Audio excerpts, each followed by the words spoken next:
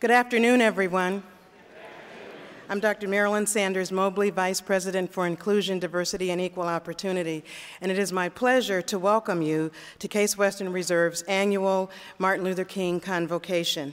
Our theme this year is Where Do We Go From Here?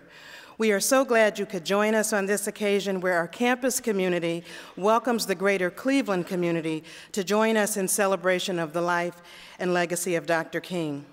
Before we move any further in our program, I just have to do one little housekeeping detail. Please turn off your cell phones. We are pleased to have the music of our own gospel choir, the Voices of Glory, and we are delighted to have our dynamic keynote speaker, Ms. Donna Brazile, whom President Barbara R. Snyder will introduce a bit later in our program. In recognition of the dire circumstances that remain in the Caribbean nation of Haiti, the university is working through an organization called Partners in Health to accept monetary contributions. You may obtain information about this effort after this program in the back of the chapel if you would like to contribute.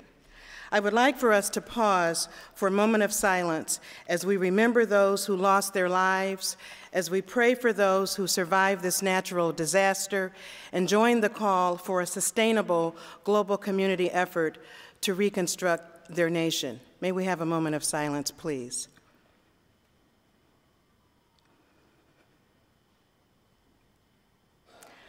Thank you.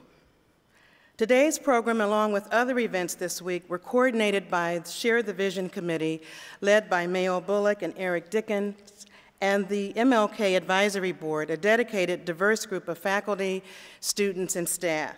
Please join me in thanking them for their hard work to be sure our campus had a series of meaningful programs to commemorate Dr. King's birthday. Eric and, I don't know where Eric is, Mayo.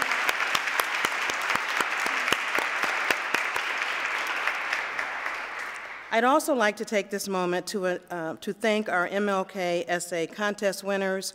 The first place winner is Tanetta Anderson, the second place winner is Nancy Amos, and the third place winner is Stephanie Onuoha. Congratulations to you and all those who participated. There have been several individuals from across the campus who have worked for and been committed to diversity before I arrived. I am grateful for their hard work, the groundwork they laid for what now exists, and for the generous support they have offered me over the past 12 months. After President Snyder became the first woman president of the university in 2007, these individuals championed the idea that diversity be cited as a core value in the university's strategic plan. Dr. Rhonda Williams, Associate Professor of History and Director of the Social Justice Alliance Institute, chaired the committee that led a nationwide search to fill the cabinet-level position. I consider it a privilege to stand before you as the one selected to take on this important work. Now, a year after being introduced to the campus community in January of 2009, I would like to take a few minutes to share with you what our accomplishments have been and what the state of diversity is at Case Western Reserve University. In some respects, the story of diversity at this university is connected to my own story of earning my Ph.D. in English here at Case Western Reserve University in 1987. That auspicious beginning has shaped the past 23 years of my professional life in higher education as an English professor, a Toni Morrison and African American literature scholar, an administrator in African American studies and academic affairs, and as a thought leader on issues of race, culture, and diversity in education. To whom much is given, much is required. So I count it a blessing to be back home to do some of the most important work this university must do as we enter a new decade of the 21st century. In his book, Driving Change Through Diversity and Globalization, Transformative Leadership in the Academy, Dr. James A. Anderson states, the readiness of a college or university to confront its 21st century responsibilities is directly correlated with the degree to which it has embedded diversity and globalism concerns into the basic philosophy and infrastructure of the institution. I appreciate this quote from Dr. Anderson because it reminds us that diversity has both domestic and global dimensions that must be addressed. Moreover, his quote reminds us that this work is not about lip service, but about infusing equity into the very infrastructure of the way we do business. During the past calendar year, we have begun the foundational work of assessing the readiness Case Western Reserve University has for embedding diversity and inclusion into our infrastructure, policies, and procedures. Of course, this university is building on a rich legacy of graduating prominent Black leaders, such as civil rights attorney Fred Gray, former Congressman Louis B. Stokes, the late Congresswoman and dual alumna Stephanie Tubbs Jones, former Surgeon General David Satcher, and Cleveland architect Robert Madison, to name a few. This list is part of the great story we have to tell about this university. But having a list of famous and highly prominent graduates who are people of color or women does not constitute a plan for demonstrating that diversity is a core value. It does, however, tell a wonderful part of our story. Over the past 12 months, we have taken several steps to take a hard, nuanced look at the story of diversity and inclusion at Case Western Reserve University and to begin the work of shaping a new chapter in that story. Before I identify the accomplishments of the past year, it is critical to identify the context in which they were made. The accomplishments in diversity and inclusion were made in the context of three realities. First, the office was not fully staffed when I accepted the position. That's a bit of a problem. It is now. In fact, I'd like to introduce you to the members of my team. Please stand as I call your name. Ms. Robin Strong is my executive aide.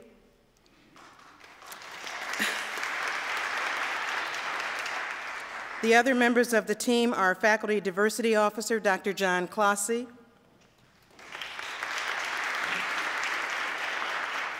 our Faculty Diversity Manager, Ms. Tennille Kaus, who joined us this week.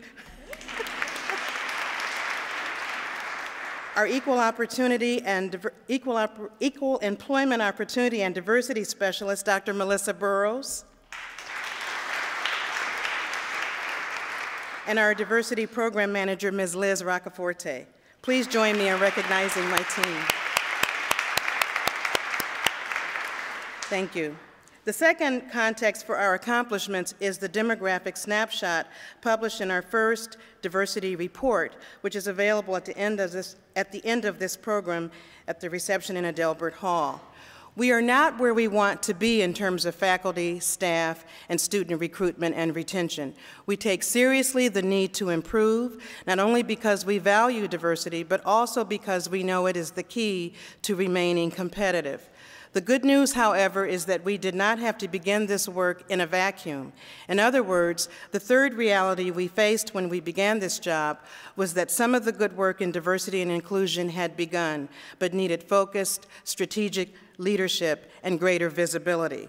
So we have set about the business of doing just that, building bridges to our deans, directors, fellow vice presidents, staff, students, alumni, faculty, and the Board of Trustees, developing multiple ways and venues for telling what I call the both-and story of both what we have done well and what needs to be done, and making the case in regular consultation with the President and Provost Bud Bazelak for kicking our work up to the next level of transforming the campus to a culture of inclusion. As one of the leading research institutions in the nation, we are determined to foster a sustained dialogue on diversity, transform the demographic snapshot over the next 5 years, and engage our entire campus community in the work of inclusive excellence. Diversity and inclusion are measured not only by demographics and measurable outcomes, but also by visibility. So in the first 6 months of 2009, we began building awareness of our office. We did this first with a vision statement, then with a new website, and then with the formation of a Diversity Leadership Council, comprised of diversity champions from across the campus, recommended by the deans of all 8 schools, chosen from the ranks of staff from various offices and departments, and appointed by undergraduate and graduate student organizations. With the help and support of the Diversity Leadership Council, we gave even more visibility to the work of the office by hosting our first annual award luncheon, designed to honor faculty, staff, and student change agents whose work in diversity deserves special attention. The other highlight of the first 6 months was the first publication of our newsletter, Insight on Diversity, which featured information on accommodation services for those with disabilities, among other concerns. The first 6 months were not only about listening, learning, and building bridges throughout the campus community, but also about connecting with our stakeholders, corporate partners, nonprofit and community organizations, and leaders in the greater Cleveland area. Building bridges to the community, including the Cleveland Municipal School District and various organizations, continues to be an important part of the diversity work we are doing here at Case Western Reserve University. Many people equate diversity with compliance. We know it is more than compliance. Thus, while our office is indeed concerned with issues of compliance and equal opportunity regardless of race, ethnicity, gender identity expression, sexual orientation, religion, disability, national, international background, or political affiliation, we also are concerned about diversity education and the quality of programming that makes an organization a welcoming place to work, learn, and grow. During the second 6 months of last year, we built on our previous work by focusing on diversity education of all kinds with staff, faculty, and student groups. The good news is we began this dimension of our work at the top with the senior leadership team, including the President's Cabinet and the President's Council. We view each edition of our newsletter as an extension of our diversity education, and we've positioned ourselves as a resource to our colleagues across the campus for information and services about diversity and inclusion. We inaugurated an inclusion and diversity lecture series to give visibility to scholarship and research from our own university community on issues of diversity and inclusion, and to give visibility to our Case-FISC partnership, which connects our university with one of the nation's most celebrated historically Black institutions, Fisk University in Nashville, Tennessee. With our fall newsletter, we featured new initiatives in the gay, lesbian, bisexual, and transgender communities, both on campus and with alumni, and we showcased our Supplier Diversity Initiative Council. With the publication of our first annual diversity report, here it is, I refer to it as my baby, we highlight these and other accomplishments of the past year to demonstrate the ways in which we are serious about taking diversity and inclusion to a new level. The evidence that we have begun to make a difference is seen in increased requests for resources, diversity education and training, and in new diversity committees in the undergraduate student government and the graduate student senate. Our report not only focuses on our office, but celebrates achievements across the campus. Highlights include the women faculty of the School of Medicine, the Lewis Stokes Fellowship in Community Development, the National Youth Sports Program, which will be celebrating its 40th anniversary on our campus, and our new NSF grant devoted to leadership opportunities for women and underrepresented minorities. This new grant enables us to take lessons learned from our own ACES program to help other area universities with their diversity efforts. In sum, we have been busy doing the work of building bridges, telling the story, and providing education about the compelling case for diversity and the connection between diversity and inclusive excellence. We have turned up the volume on the need to focus on cross-cultural competency, recruitment and retention, scholarships and programs, and faculty, students, and staff are emphasizing the value of mentoring across the campus. But we have only just begun. We have a chapter that we are just beginning to write in the diversity story at Case Western Reserve University. With our vision of promoting diversity through inclusive thinking, mindful learning, and transformative dialogue, we have worked with various offices, departments, and communities community partners to gain a better sense of the depth and scope of our work. The state of diversity at Case Western University can be summed up in 3 ways.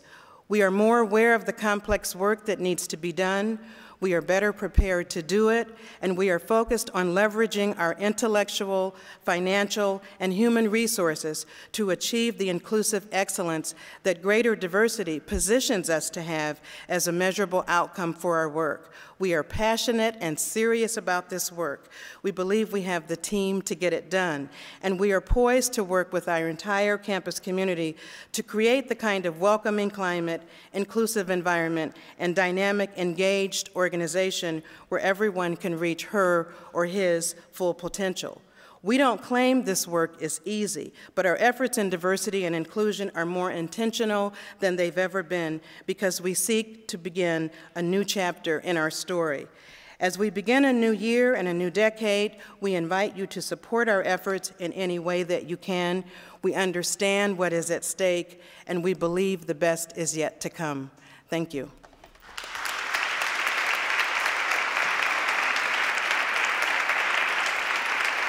At this time, it is my pleasure to announce that we will now have a few selections, 1 or 2 selections from Voices of Glory, our gospel choir. Thank you. My name is Mary, and I'm the president of Voices of Glory Gospel Choir. And we're just really excited to sing for you today, so we hope you enjoy yourself. We have our 10th anniversary, actually, this year, so we want to invite you out to our concert. It'll be April 10th. So keep a lookout in your email and your alumni relations. Thanks.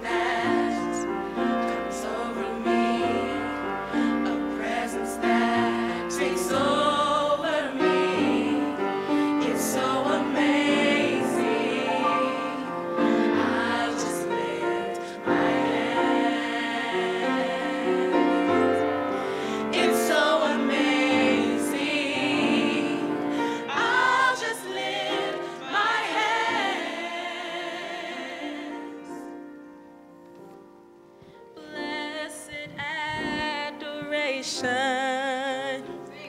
With great anticipation, I surrender my all to you.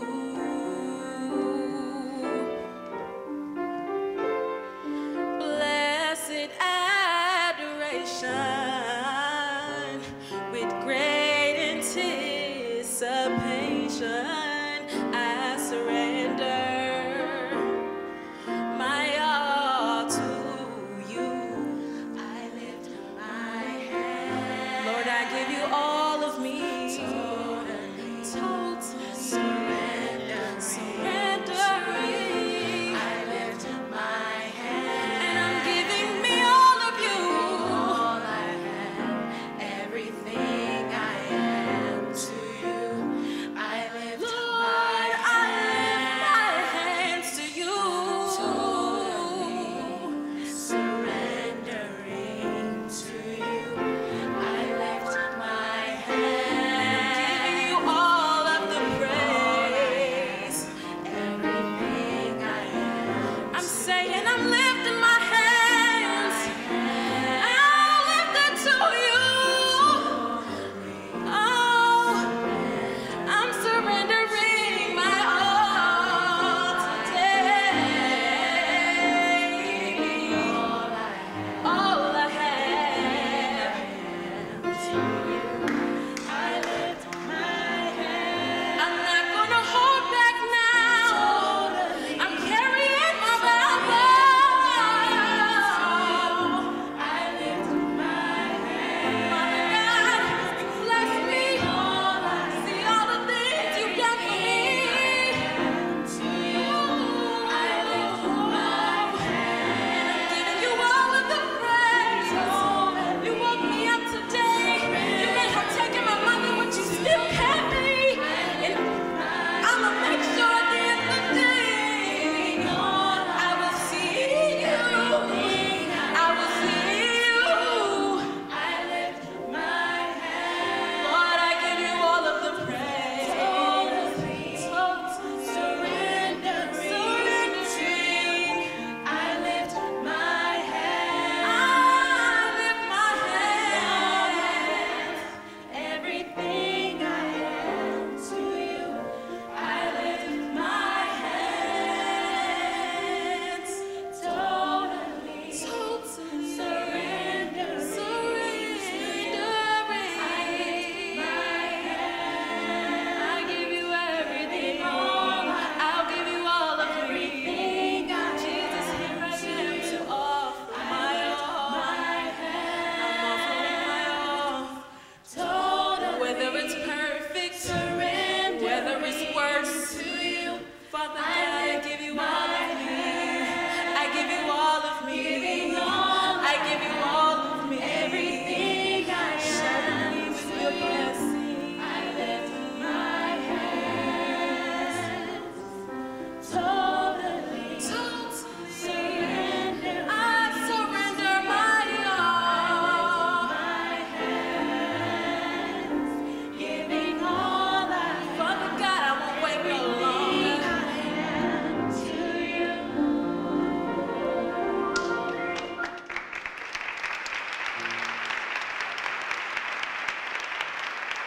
Oh my goodness, it's hard to follow that group. I always like to go before them. And actually, I often do. Every fall, as the concluding event of Alumni Weekend here at Case Western Reserve, we host the Stephanie Tubbs Jones Gospel Fest concert. And one of the great honors I have at that event is to introduce the Case Western Reserve Voices of Glory. It is always a special treat. And I can tell you that we have many fantastic gospel groups come to that concert, but no one compares to the Voices of Glory.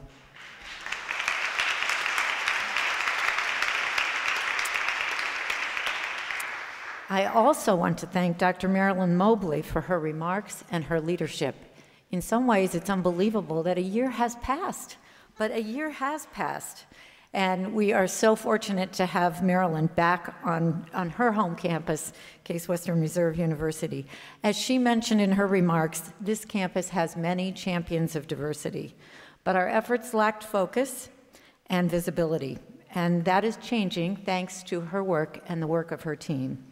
One of the other important roles of her office is to highlight the work going on here and to facilitate collaboration among those champions of diversity. You will get to see some of that in the annual report, and I urge you to pick up a copy as you're leaving. It includes important information about many initiatives and activities taking place across the campus and within individual schools and programs. Finally, I want to congratulate Dr. Mobley and her staff for getting the Office of Inclusion, Diversity, and Equal Opportunity off to such a great first year. And I can't wait to see what happens in year 2. Come back here next year and you'll hear more about it. I also would like to recognize some of the honored guests who have joined us today, beginning with, well, let me just say that as a university president, I am privileged to have many bosses.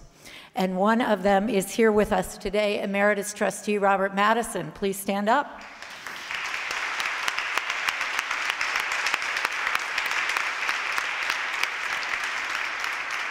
Also, we are very fortunate to have Senator Shirley Smith with us. Please stand up and be recognized. Cleveland City Councilman Kevin Conwell, one of the first people I met when I came to Case Western Reserve. Our old friend Beverly Charles, representing Congresswoman Marcia Fudge. And George Elliott from the Ohio Attorney General's office. Is he here? No. Okay. We are also happy to have representatives from Medical Mutual, the Dominion Foundation, the Key Foundation, Key Bank, and Third Federal Savings and Loan. Now, the moment you've all been waiting for. It is my honor to introduce today's keynote speaker, a woman who has dedicated her life to championing the cause of human rights. As a child in Louisiana in the 1960s, Donna Brazile watched the impact of the passage of the Civil Rights and Voting Rights Acts, how that created a climate of hope in her neighborhood. She heard the adults around her talk about Dr. King, and when he was coming to her town, handed out leaflets publicizing his speech. She read materials about civil rights that her classmates brought from home, even though her parents did not appreciate her thinking about getting involved with the movement. But then, of course, on April 4th, 1968, she learned, as everyone did, of the assassination of Dr. Martin Luther King Jr. His death changed her life. She decided that she could no longer simply watch. She had to get involved. She traveled to the next block from her house at age 8 and signed up officially as an activist. Her political work began the following year by helping with voter registration and progressed to supporting a city council candidate who promised to open a playground near her home. She joined with Coretta Scott King to help make Dr. King's birthday a national holiday. And in 1976, she worked on her first ever presidential campaign, an omen of many things to come. That, of course, was on behalf of the Carter Mondale ticket. By the year 2000, she was leading Al Gore's electoral efforts. She was, in fact, the first African-American woman ever to manage a national presidential campaign. Today, she is known to many of us from her work on television. She's a political strategist, a commentator, an adjunct professor, vice chair of voter registration and participation for the Democratic National Committee. On the day that President Obama was inaugurated, she wrote, "What our founders envisioned, what President Lincoln and the Reverend King fought and died for, we are finally perhaps ready to achieve. This is a remarkable moment. Though not the apex we need to reach, it is still a mountaintop, alive with possibilities, a dream no longer deferred." Now, 1 year later, she is here to tell us more about the challenges and opportunities that await our nation as it advances civil rights in the years ahead. Donna Brazile. Thank you all. Thank you. Thank you all. Thank you so much. Thank you. Well, Madam President, I like saying that. I like hearing it. Amen. If you believe it, you can achieve it. And we will one day, be able to say that as a nation. Madam President, members of the faculty, the administrators, the student body, this wonderful community here in Cleveland, thank you for inviting me to your beautiful campus. It is indeed a great honor to return to Cuyahoga County, to the city of Cleveland, a city that inspires hope. And of course, it's a great honor to be here on the day that President Obama is also in your region.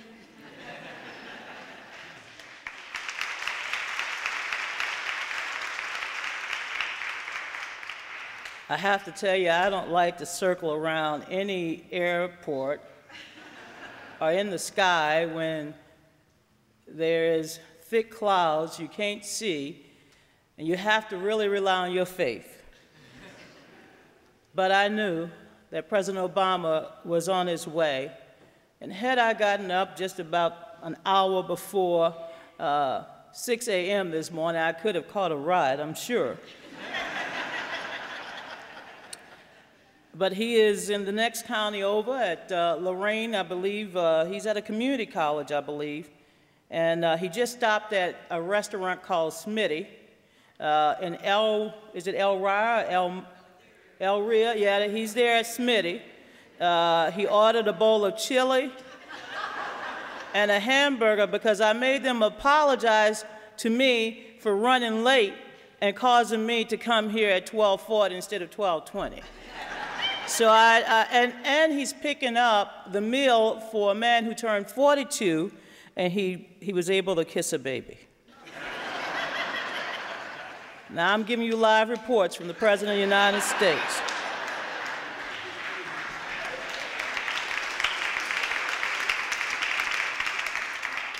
And let me add one other point, that he intends today to remind our fellow citizens that hope is not lost, that the dream shall never die. Though we might have lost a race, or I should clarify that, though the Democrats may have lost a seat in the United States Senate, I can tell you as an American, we lost a seat, but we did not lose our faith. We're going to continue as we must to fight for health care. Some people read polls and decide where they stand. Some people hire consultants and they often tell them how to feel. But for me, health care is not about reading a poll or listening to consultants or pundits. It's really personal. It's about being a child who grew up in the segregated Deep South with two working poor parents who provided everything they could for their kids. My mother was a great woman. She died at the age of 52. When we were little kids, she would call us in order of our birth: Cheryl, Sheila, Donna, Tater, Chet, Lisa, Dimitri, Kevin, and Ziola.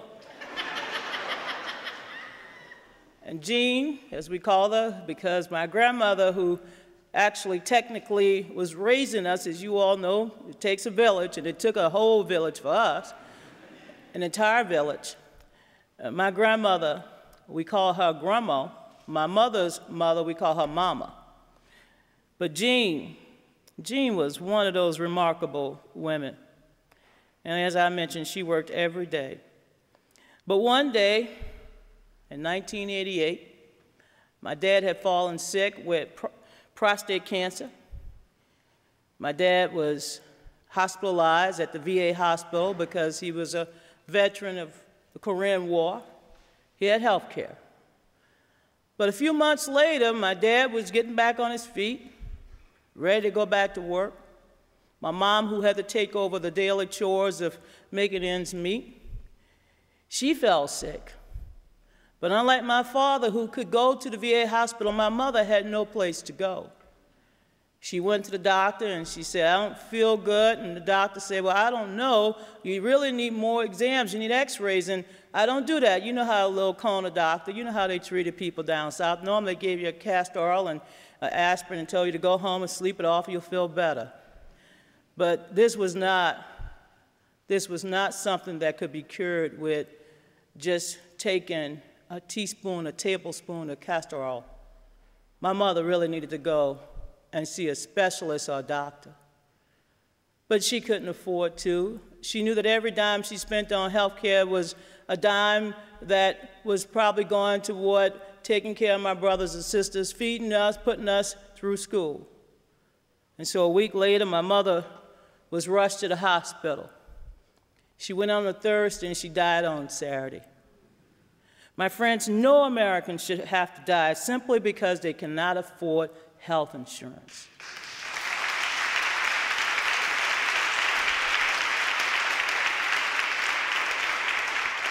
Whether it's your mom, your dad, your brothers, your sisters, your cousin, your family, this is not about polling. We're all afraid of the future. We don't know what's going to happen, but we have to draw upon our faith. It's my faith that we will pass health care, that some child will be able to grow up and see his or her parents as they get older, to have a little gumbo with them, to wait for the Mardi Gras, because they could see a doctor, get a test. My mother could have been treated for emphysema. She could have lived, and she could have seen me run my mouth on CNN. And speaking of my childhood, when I was a little girl, I loved school. I still do, that's why I teach. I'm on campuses 2-3 days a week, and I enjoyed my civic classes. I don't know if you all remember those days. I'm 50 now, so I'm telling my age. But Mr. Marchand was my 5th grade teacher, and he was a wonderful teacher because he inspired hope in me. And I'll never forget one project we had during my 5th year in school. It was a lesson for a lifetime, but we had to compete. We had to compete for knowledge and information about all 50 states. I knew every state capital. I raised my hand all the time. That's why my mother used to call me tape recorder and say, "Shut up, Donna, shut up." Couldn't help myself. I had 9 kids, so I had to keep talking. And Mr. Marchand, in this class, we competed for the prize of Miss USA. I won the contest to become Miss Ohio. So my friends, every time I come to this wonderful state, I feel like my prize is being handed to me all over again.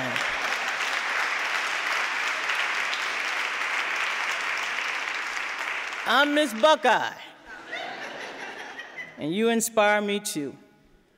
But when I'm in this city, I'm also inspired by people that I have known, people who have been part of my life. Reverend Otis Moss. Reverend Moss, when I was younger, working on the bill to make Dr. King's birthday a holiday.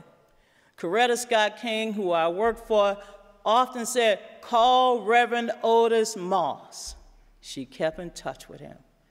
And when I went to work as an intern on Capitol Hill for Walter Funtroy, for Gillis Long, they would often tell me, call Louis Stokes. And my friends, this is a place where, in the past 10 years of my life, I could call on someone else, Stephanie Tubbs Jones.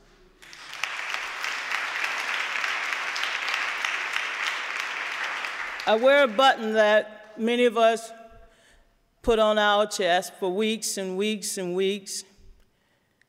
I just removed her number from my cell phone. She was the People's Congresswoman. She represented you, but she was our friend. She was, in the words of the poet Maya Angelou, a phenomenal woman. A woman with the spirit of Harriet Tubman, the strength of Sojourner Truth, the energy and determination of Ida B. Wells, and the courage of Rosa Parks. She was a fighter. And yet she could keep it real. When I went to the airport this morning, I was in Baltimore, And I remember the last time we were together, we stopped at a jewelry store to see if we could buy some dangling earrings. I told the man I'll be back. They are expensive now. I said, Lord, they were $50. Stephanie and I got 2 pair. I said, what's going on? He said, they're real silver. I said, oh. But she had a smile that was infectious. She could give the caucus, the entire Democratic caucus, a pep talk when they felt down, when they couldn't find their focus.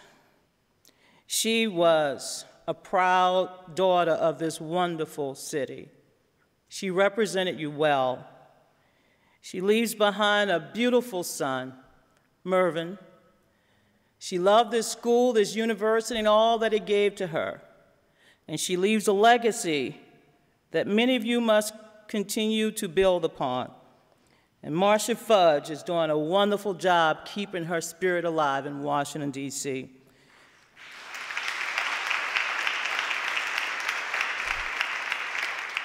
Now, I know you all probably have heard this, but this resonates so well with me.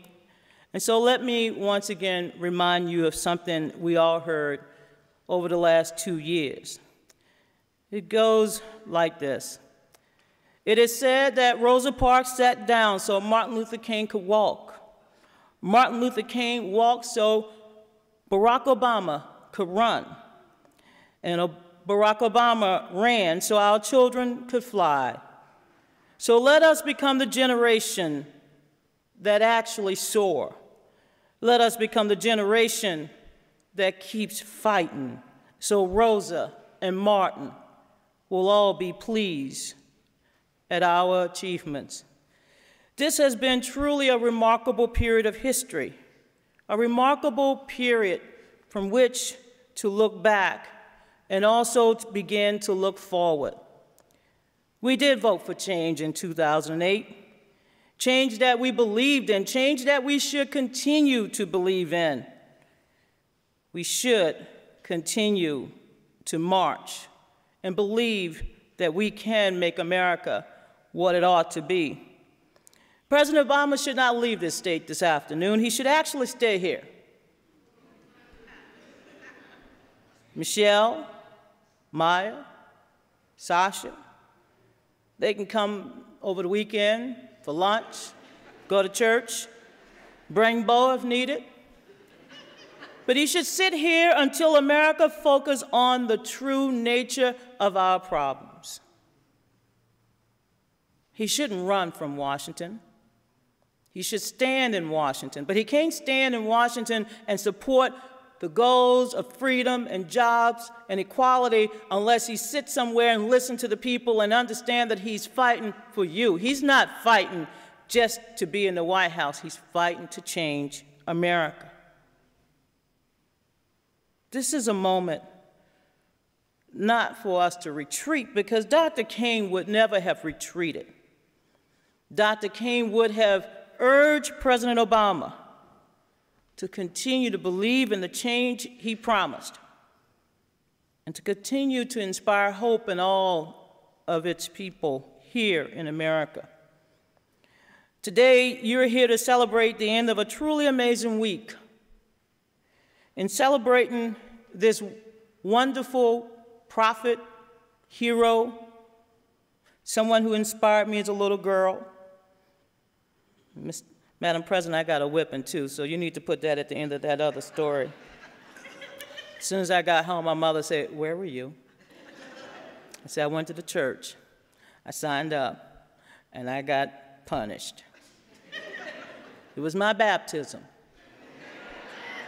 And I wore those scars with honor. Told my sisters and brothers, look, I got whipped for this. And I still whip people up and believing in Dr. King's dream. But Dr. King would not want us to just recall his dream. Dr. King would want us to start living his dream. He would not want us to spend every January reciting his words, his prose, his sermons. He would tell us to spend every January, as we did for many years, marching. coming together, working to make America what it ought to be. On the night before he was taken from us, Dr. King had spent his day with garbage workers in the city of Memphis. It was Thursday, April 4th, that an assassin bullet took him from us. But on that night, when he gave us his final thoughts and words, it bears repeating what Dr. King said. He said, "We face some difficult days ahead, but it doesn't matter with me now because I've been to the mountaintop. He's allowed me to go up to the mountain, and I've looked over, and I've seen the promised land. I may not get there with you," he said, "but I want you to know tonight that we as a people will get to the promised land." Dr. King was not referring to just black people. Dr. King didn't have a single focus. He had a universal focus. Dr. King was referring to all of us, everybody, because he saw the promised land. He knew that we would one day arrive at a mountaintop moment and would be able as a country, as a universe, as a planet, to see the promised land together. And had he lived long enough, had he been able to live to see this day, celebrating his 81st birthday, Dr. King would have just celebrated all of the achievements we have witnessed, we have seen. There's no question he would have celebrated the election of Barack Obama and the First Lady of the United States, Mrs. Obama. He would have celebrated the fact that the majority whip in the United States House of Representatives is a black man from the state of South Carolina, James Clyburn. He would have been proud to know that finally in the House of Representatives, which is, by the way, managed by a woman, Nancy Pelosi, and she's tough. She wears Prada, too.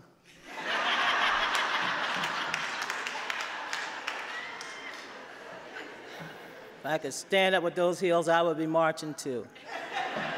But he would be proud to know that the House Homeland Security Committee was chaired by a man from the state of Mississippi, Benny Thompson, and that the House Judiciary Committee was chaired by a man from the state of Michigan, John Conyers, and then the House Government Affairs Committee chaired by a man by the name of Ed Towns from New York, and yes, the House Ways and Means Committee chaired by a man, another man from New York, Charlie Rangel.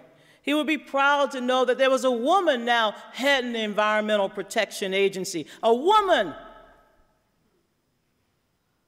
heading the Environmental Protection Agency. Those of us who live near the swamps know all about dirty water. So proud that my homegirl, Lisa Jackson, chairs the Environmental Protection Agency. And yes, he would be proud to know that we had a woman in charge of diplomacy, Hillary Clinton. She's tough, too. And later this year, she's going to make an announcement along with former President Bill Clinton that you all will like in honor of my dear friend, but I can't give out secrets.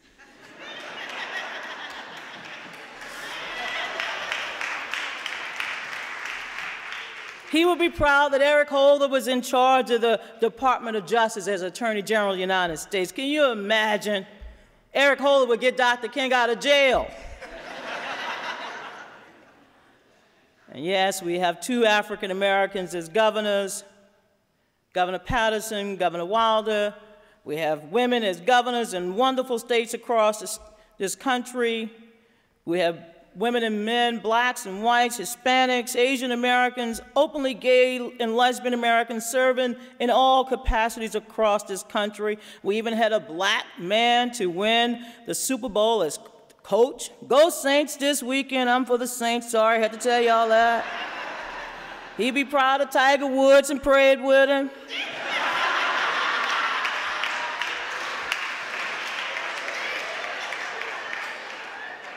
Tiger needs a prayer.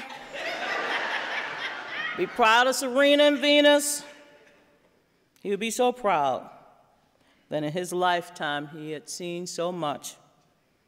But he would not grow complacent. He would not grow weary.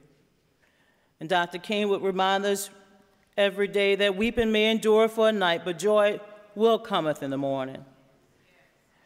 Dr. King would not be paralyzed by fear.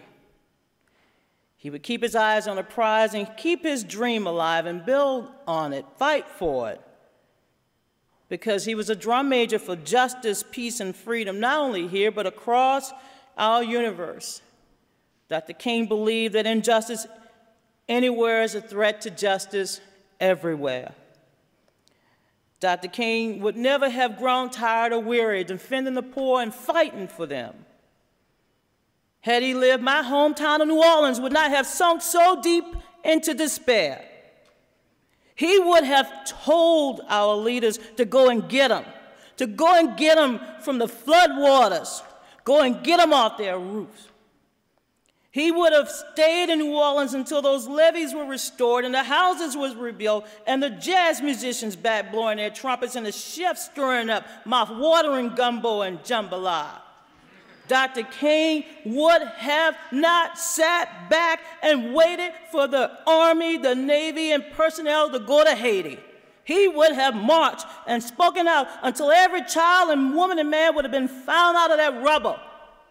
Dr. King would not have just let Anderson Cooper and Sanjay Gupta go and find them. He would have went. He would have told them to go and get them and bring them medicine. Dr. King would never have waited. Never have waited. He would have continued to march. He would never wait for polls to say move. He would have moved the polls and moved the pundits and moved the politicians because he was not afraid. He was not afraid. He would have made sure that Anderson knew, as I did the other night, they're not dumping bodies in the ground. They're not throwing corpses away. That's somebody's mama, Anderson. That's somebody's daddy. Don't say it that way, Anderson. Now, you're my boo, Anderson, but that's somebody's child being buried. Give him a proper burial, Anderson. If you can just say, thank you, Lord. Thank you, Lord. They can't see their child being buried. They don't know their mama in that grave. But Anderson, just say thank you. Yes, my friends, Dr. King would have continued his march. He would never have forsaken anybody just simply because they had no money. They had no clout, no lobbyists. Dr. King would not have feared Rush Limbaugh. He would not have feared Glenn Beck, Pat Robertson, the Teabaggers. Dr. King would not fear any man or woman or any movement that was not about love. Dr. King would have told us not to hate them either, but to believe in the most powerful weapon in the universe. It's not a nuclear bomb, it's love. Love. Dr. King believed in love. In its words, I read this book every night because it's the only way I can go on TV without using some choice words. And it was the hardest thing. You know, in politics, and those of you who are politicians, we got a couple politicians in here. I can tell because I know how you politicians look up. Preachers look down and pray, but politicians are always looking up. But let me tell you something. It's hard to love your enemies. Trust me, trust me. Whoa, that takes some water for me to say it even like this. But Dr. King is absolutely right. I've learned it the hard way. I've learned it the hard way. It's found in the book of Matthew, chapter 5, verse 43 to 48. Read it. Love your enemies. Bless them that curse you. Do good to them that hate you. And pray for them which despise you, persecute you. Dr. King said, the best way to love your enemy is to forgive them. I forgave Trent Lott when he said that he wished his friend would have been elected so segregation would have been living on and on and on. And I forgave Harry Reid when he said that a lighter-skinned Negro dialect, I forgive them all. I forgive all that's been said and done. Doesn't mean that I'm going to become like them. You love them. If you keep your love, you have your joy. If you have your joy, you have your victory, and you can always march when you are victorious. Dr. King would have questioned those who simply want President Obama to fail. He would not have said anything else but, please, friends, come together. I voted for Al Gore. I worked for Al Gore. I loved Al Gore. Still keep in touch with Al Gore, with all those little tools that he invented when he created the internet. Facebook, Twitter, MySpace. Al Gore invented all of that. Give him credit and give him some love. But I looked during the years that George Bush occupied the White House. I looked for ways to show my support because I'm an American. And it was hard. But I found the strength after 9/11 to call the White House on September 13th and say, Mr. President, I'm not scared. I'll be there for you. I called him again, not during his decision to invade Iraq or his decision to give tax cuts to the wealthy. Those are not the kind of decisions I would have applauded, but I called him in the aftermath of Hurricane Katrina. I had to make a decision. It's easy to vent your frustration. The horror of all of it, my worst nightmare. Where in God's name did this storm come from? Where's my dad? Where's my brothers? Where are my sisters, my nieces, my nephews, my uncles and aunts and cousins, my childhood friends, my schoolmates? Where's my family? I was a mess. I couldn't eat, I couldn't sleep, I couldn't bathe, I couldn't shower, I couldn't comb my hair. Because I knew they couldn't eat, they couldn't sleep, they couldn't comb their hair, they couldn't shower. And I prayed to every living saint that I had been raised to believe in. Said novenas 24/7. And finally, after a week of despair, I called upon the White House once more and I said, you need a translator. It was clear to me that FEMA stood for Federal Employees Missing in Action. And it was even clearer to those living there that nobody might come to get them. I had promised my sister that I would come to get her. You see, when we were kids, because we lacked health care, my sister Sheila had a brain tumor. And my mother took her to the only hospital that ever allowed poor people to come through its doors, Charity. I was born there. My mom was born there, and she died there. Sheila was operated on at Charity. They found the tumor. Thank God it wasn't malignant, it was benign. But they took more than just a tumor out. Though she's older than I am, Sheila will always remain a 12-year-old girl. And so she's my sister. I told her to fill up her bathtub with water, to keep candles and some food. And I told her somebody would come and get her. My sister couldn't leave. My daddy would not leave his house. He lived a block away. She was in an assisted living facility. My sister wouldn't leave my dad, and now you see the chain. We don't leave people. We stick together, we Brazils. We like red beans and rice. We stick together. And so, my friends, I called. I reminded them that there were still people stuck there, left behind, being my best diplomatic self. I was actually going crazy. And they said, did you fill out the papers? Yes. Did you go online? Yes. Did you file with the Red Cross? Yes. The International Red Cross? Yes. I did everything I was told to do. I told them I had also called Bill Cosby, Bill Clinton, Al Gore, Al Sharpton, who I knew had a wetsuit somewhere, Jesse Jackson, Oprah Winfrey. Come on, yes, I did it all. What else can I do? And when they said, well, it's not a priority. We're going to get the people out of the Superdome, away from the convention center, and then we're going to go into the nursing homes and the assisted living facilities. Well, you can imagine I went crazy. I went crazier, I should say. I didn't go ballistic, I went crazy. I know there's another level, because I hit that level before you get to the next level. I didn't go postal. I said, okay. I have called the White House, I've called all my friends. I have a very extensive Rolodex, so you can imagine that. I laid on my couch and I did another prayer. My neighbor came over, tried to get me to eat. I said, I can't eat. And I said, but I know what I can do. I called Wolf Blitzer. I said, Wolf, I need to come on the show tomorrow. That entire week, I was called by NPR and CNN and ABC, all the people I work for. My great friend, the late Tim Russert, he was on TV. Donna's family, we gotta help.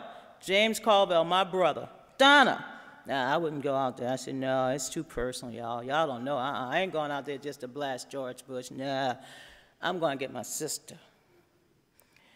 The next day, I gave out her address, 3933 Tulane Avenue, the YWCA Assisted Living Facility. They're on the corner of Tulane and Jefferson Davis Parkway. My dad lived on Jefferson Davis. It's the next block.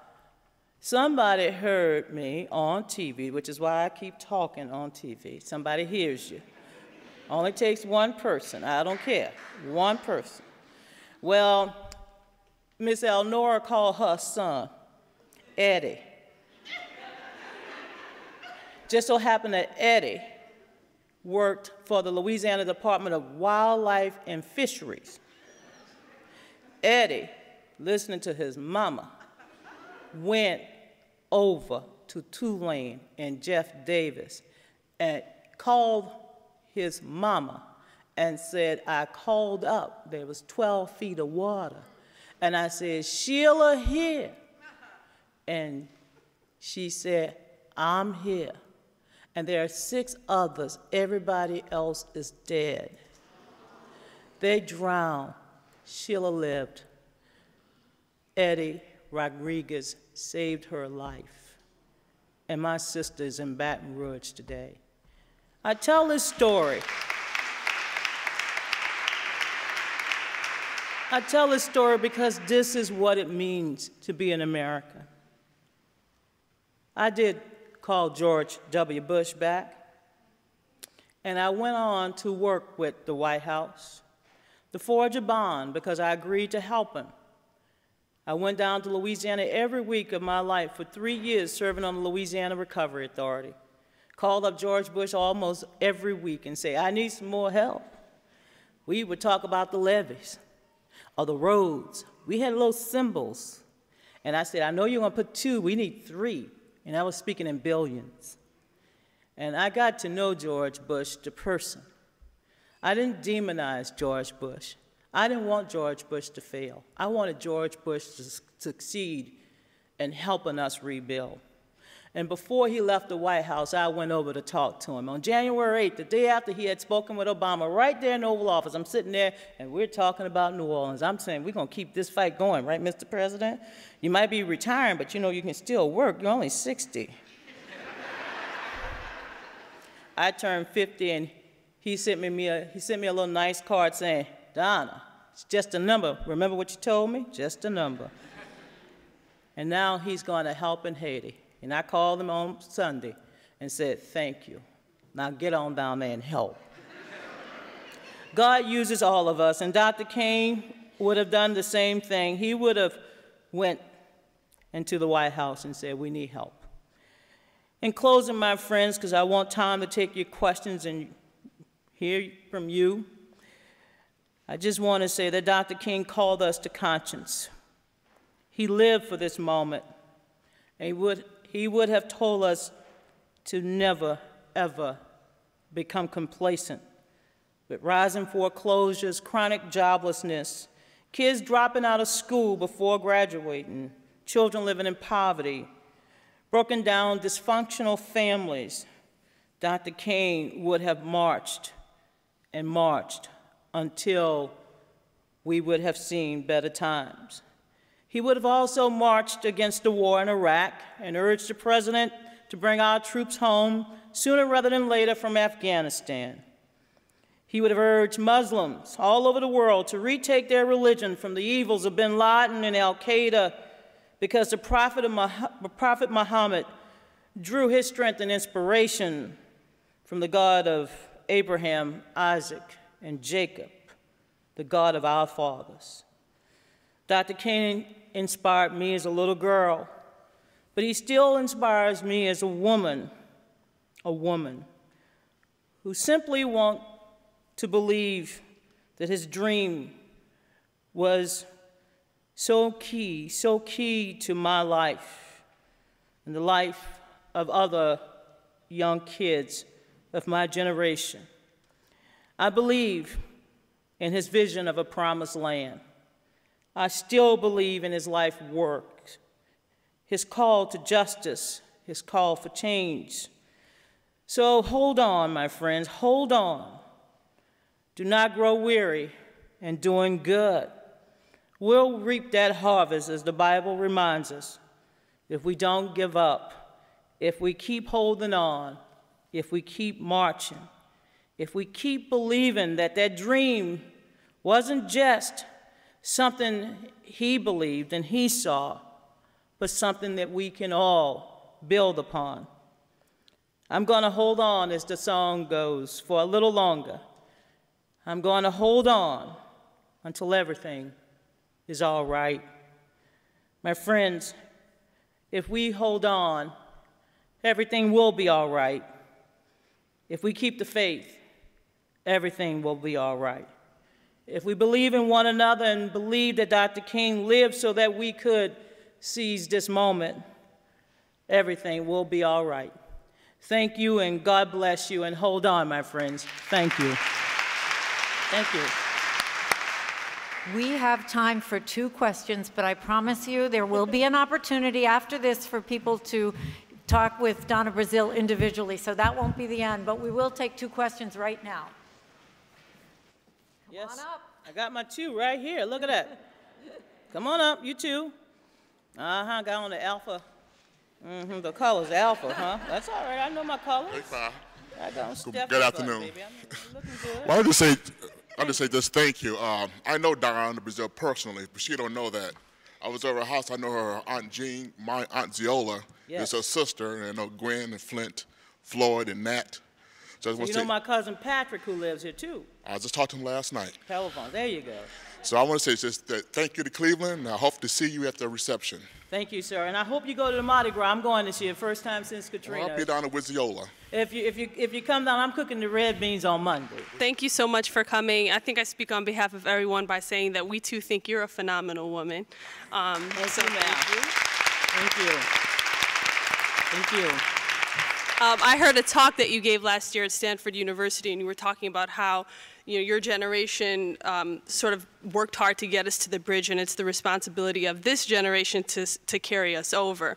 And so this has me thinking about sort of how do we look beyond the symbolism of the moment into the substantive policy changes that a lot of us long to see. So, I mean, there's a lot of progress that has been made, but there's still a lot of problems in institutional racism, all sorts of things you could talk about that are more difficult to bring to the forefront because we also want to revel in the monumental change that has taken place. So my question is, how do we still keep bringing these serious issues and serious issues to the forefront, basically, and make sure that we get some substantive policy out of the symbolic change that has taken place? Thank you so much. It was a great honor to be at Stanford last year. I believe it was April 8th. Thank you. Just want to let you know, ginkgo works. Well, you know, I'm a Louisianan. I always mix something else with things I cook with. So why y'all laughing? That's the secret of long living, okay? When I go home this weekend for the Saints game, I'm making me some okra, corn, butter beans, put some shrimp, succotash, put a little filet in there, a lot of onion and garlic, and let me tell y'all something. If I can't get them Saints over the finish line, nobody can, all right? All right. Now, Dr. King's generation did not see the barriers. They seized the opportunity. It was a time to stand, a time to move the country forward. Your generation is being called to seize the opportunities. There's a long list of problems that we can sit here all day and go through them, and we all know them. We live them. We see them. We hear about them. But if we don't seize the opportunity at this hour to transform this country, whether it's the economy that needs to be updated so that we can compete in a global marketplace, whether it's our educational institutions that must meet the growing demands of a changing world, whether it's our healthcare system that needs to be reformed so that we can also have the modern technology. In every aspect of life, we need people to answer the call. Your generation must figure out how it will answer the call. I can't tell you that you have to go back and do it the way that King's generation or even my generation. Each generation is different. You have your own music, you have your own way of inspiring each other, but you all need to talk among yourselves. That's why I'm a tweet. I like to tweet. I'm trying to stay, you know, right with my students. I want to know exactly what they know so that I can keep going just a little bit faster, and they can keep as long as I have breath in my body, I'm not slowing down, okay? And your generation need to keep up. That baton was passed on to you. Whether you got to notice that you have it in your hand or not, you have it. Now use it, and use it for the glory of God and for His people. Now, I'm a religious person. I'm spiritual. I'm Catholic. I go to church every Sunday. Even if I don't get there, I go to St. Mattress.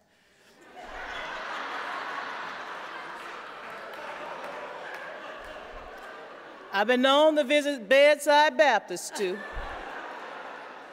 The Bible says pray without ceasing. That's in Thessalonians 6, I believe. If it ain't that one, it's another one. I read the Bible, Ephesians 2. Wickedness in all places. That's why when I go there, I say I have to sprinkle a little water. But you have to keep your spirit about you.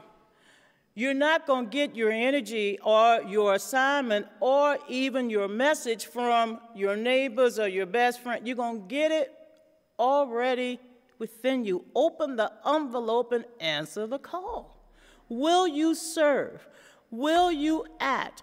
Will you make a difference? Will you do everything in your power to help alleviate the sickness, the poverty that we have in our land? Or will you just stand by and watch it? No, act. I told you, I got my inspiration at an early age. My call, and I answered my call. Got a whipping, I told you, I got my little whipping now. But I answered my call. Answer your call.